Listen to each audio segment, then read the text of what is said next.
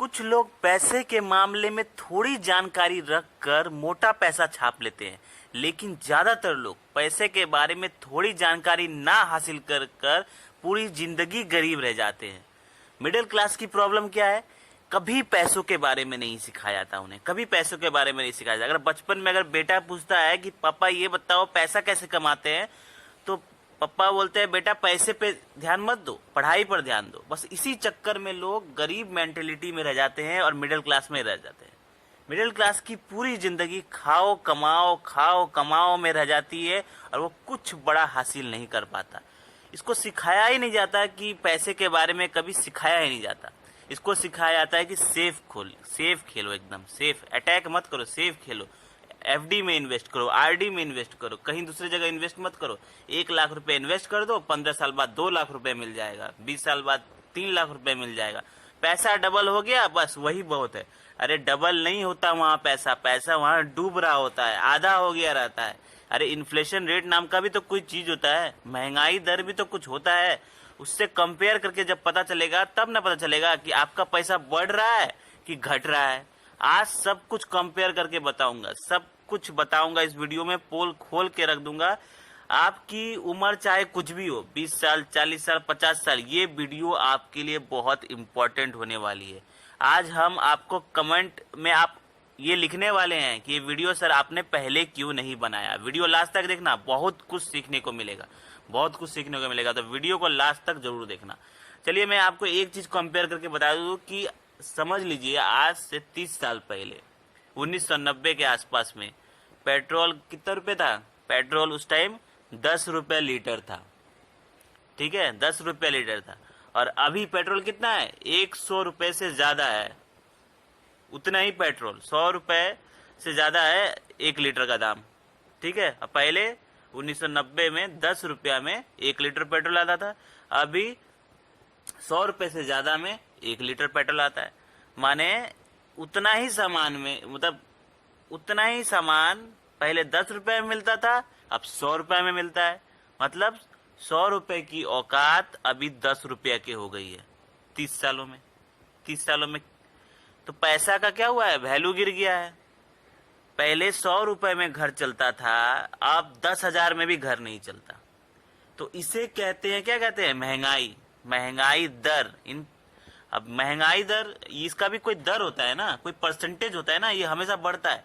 अब ये बात सच है, महंगाई कभी घटता नहीं, चाहे वो किसी का भी सरकार आ जाए, कोई भी गवर्नमेंट आ जाए, आप देख लीजिए उठा के, कोई भी गवर्नमेंट आएगी, महंगाई आपका घटेगा नहीं, वो उल्टा और बढ़ेगा, धीरे धीरे बढ़ेगा, वो हमेशा बढ़ते रहेगा।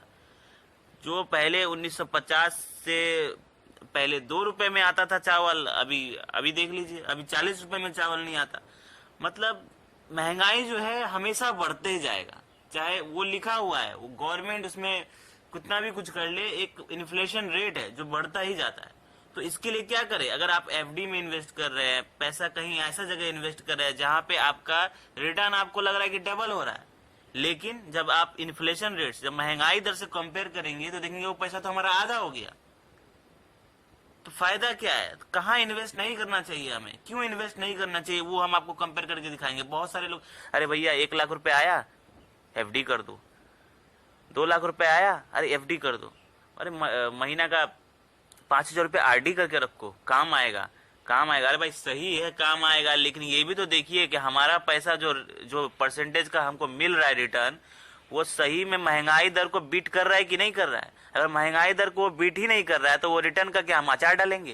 वो रिटर्न किस काम का, जब आपको सही ढंग से आपका पैसा बढ़ ही नहीं रहा है, आपको दिख रहा है कि बढ़ रहा है लेकिन वो बढ़ नहीं रहा है, वो इन्फ्लेशन रेट में महंगाई उसको खा जा रहा है। कहा जाता है ना,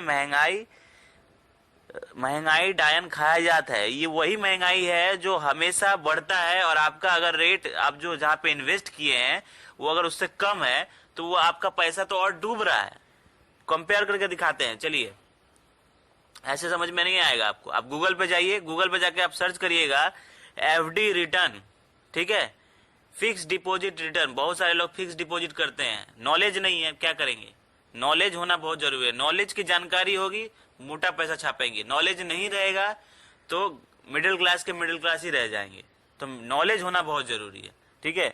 अब बहुत सारे लोग ये वीडियो देखने के बाद एफडी वाले, आरडी वाले, पीपीएफ वाले सब हम पे कमेंट करेंगे, सर ये तो आप गलत बता रहे हैं। लेकिन दोस्तों हम अपने ऑडियंस के लिए वीडियो बनाते हैं, ऑडियंस को मेरा भला होना चाहिए। ऑडियंस को अगर वो रिटर्न मिल रहा है जिससे उसका महंगाई दर ही नहीं मिट रहा है, तो वो उसका पैसा तो आधा हो रहा है ना, उसका पैसा तो डूब रहा है। तो हम अपने ऑडियंस के लिए वीडियो बनाते हैं, ऑडियंस का भला होना चाहिए। तो इसके लिए भले ही कोई हमको कितना भी कुछ बोले, लेकिन हम ये वीडियो आपके लिए बना रहे हैं। लास्ट तक देखिए तभी समझिएगा। अब समझ लीजिए, गूगल पे जाइए, आप सर्च करिए FD return, fix deposit return, आपको बताएगा मैक्सिमम 7%, कोई कोई तो 5%, 6% भी बताएगा। चलिए बहुत अच्छा बैंक से आपने कर लिया तो 7% पकड़ लीजिए। चलिए अब आरडी रिटर्न, मिडिल क्लास का एक और फेवरेट है आरडी, रिकरिंग डिपॉजिट में इन्वेस्ट कर देता है बैंक में जाके, उसका भी सर्च कर लीजिएगा जाके गूगल पे। उसमें भी आपको मैक्सिमम 7% से ज्यादा नहीं बताएगा, ज्यादातर बताएगा आपको 5 से 6%, शायद ही कोई 7% बताएगा। सीनियर सिटीजन का अलग है, लेकिन आप सीनियर सिटीजन तो नहीं है, आपकी तो उम्र 30 साल 40 साल है, पैसा कमाने की उम्र है अभी।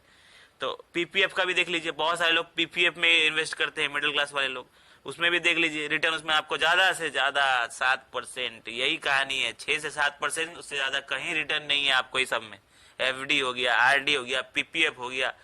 अब चलिए महंगाई दर में चलते हैं।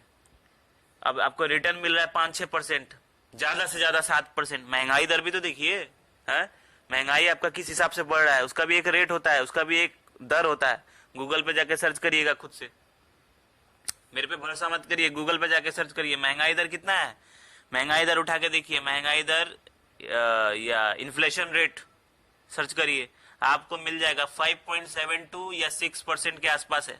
मतलब अगर आपका पैसा, अगर आप एफडी में इन्वेस्ट कर रहे हैं, आरडी में इन्वेस्ट कर रहे हैं, अगर वहां पे बढ़ के हो रहा है आपका 6%, यहाँ पे आपका महंगाई दर है 6%, तो क्या फायदा हुआ फिर पैसा का?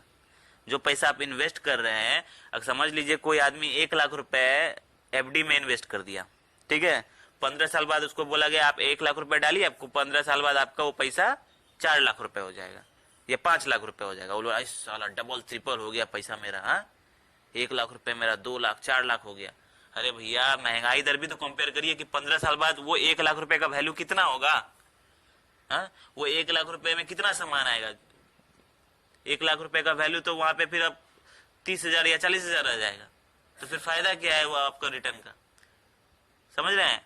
तो इसीलिए अब बहुत सारे लोग बोले सर कहाँ इन्वेस्ट करें, जब हम एफडी में इन्वेस्ट ना करें, आरडी में इन्वेस्ट ना करें, पीपीएफ में इन्वेस्ट ना करें, कहाँ इन्वेस्ट करें? तो भैया कितने सारे हमने वीडियो बनाए हैं कि कहाँ आपको इन्वेस्ट करना है। एसआईपी है, म्यूचुअल फंड है, बहुत सारे अच्छे अच्छे फंड है। बहुत सारे लोग यहाँ पे ये भी बोलेगा सर इसमें तो रिस्क होता है, पैसा हमारा डूब गया तो। अरे भैया जब आप इन्वेस्ट कर रहे हैं तो आप अपना पोर्टफोलियो सही से डिजाइन करेंगे ना, सारा पैसा एक ही फंड में थोड़ी ना डालेंगे। कुछ फंड, कुछ पैसा आप उसमें स्मॉल कैप कैटेगरी में डाल दीजिए, कुछ आप मिड कैप कैटेगरी में डाल दीजिए, कुछ आप इक्विटी में डाल दीजिए। मतलब अपना पैसा को डिवाइड कर लिया। कितना कोई अगर खराब परफॉर्म कर रहा है कोई फंड, तो कोई फंड अच्छा परफॉर्म भी करेगा ना। जहां पे आपको 15-20% का रिटर्न मिल रहा है, आप क्यों फिक्स डिपॉजिट और ये आरडी में 6%, 5%, 6% लेके खुश है? क्यों? जमाना बदल रहा है, आपको अपनी थिंकिंग बदलनी पड़ेगी, मिडिल क्लास वाली थिंकिंग से निकलना पड़ेगा, सही ढंग से आपको देखना पड़ेगा, जमाने के साथ चलना पड़ेगा। तो अगर आप भी अगर एफडी में इन्वेस्ट करते, आरडी में इन्वेस्ट करते, पीपीएफ में इन्वेस्ट करते, तो वहां इन्वेस्ट करके आपका फायदा नहीं है, आप अपने महंगाई दर को भी बीट नहीं कर पाएंगे। कैसे? अगर आपको एसआईपी में इन्वेस्ट करना है, अच्छा पैसा कमाना है, तो आप देख लीजिए हमारे चैनल पे बहुत सारे वीडियो पड़े हैं जहां पे आपको सिखाया जाता है कि कितना पैसा आप इन्वेस्ट करेंगे तो आपको कितना बन सकता है, किस फंड में इन्वेस्ट करना है, किस कैटेगरी के फंड में इन्वेस्ट करना है, सब कुछ A to Z बताया गया है। एक बार जाइए वहां पर देखिए, आपको सब कुछ समझ में आ जाएगा। और पुराना जमाना का investment, fix deposit, RD, PPF, ये करके कोई फायदा नहीं है। अगर आपकी उम्र कमाने वाली उम्र है 30-40 साल कमाने वाली उम्र है, तो इसमें नहीं, अगर एजेड हो गए, सीनियर सिटीजन हो गए एकदम, हाँ 60-70 साल के हो गए, तब करिए सब में पैसा इन्वेस्ट। लेकिन अगर आपका कमाने वाला उम्र है तो भैया ये सब में इन्वेस्ट करके अपना पैसा डुबा के कोई फायदा नहीं है, ठीक है? मेंटेलिटी से आपको बदलना होगा, आपको मिडिल क्लास जिंदगी से निकलना होगा। बड़ा सोचिए तभी बड़ा बन पाएंगे। आई होप आपको समझ में आ गया होगा। कोई कंफ्यूजन है, कोई भी डाउट है तो आप हमें कमेंट में बोलिए। वीडियो अच्छा लगा हो तो लाइक करें और ऐसे ही जबरदस्त फाइनेंशियल वीडियो पाने के लिए हमारे चैनल को सब्सक्राइब करें। धन्यवाद।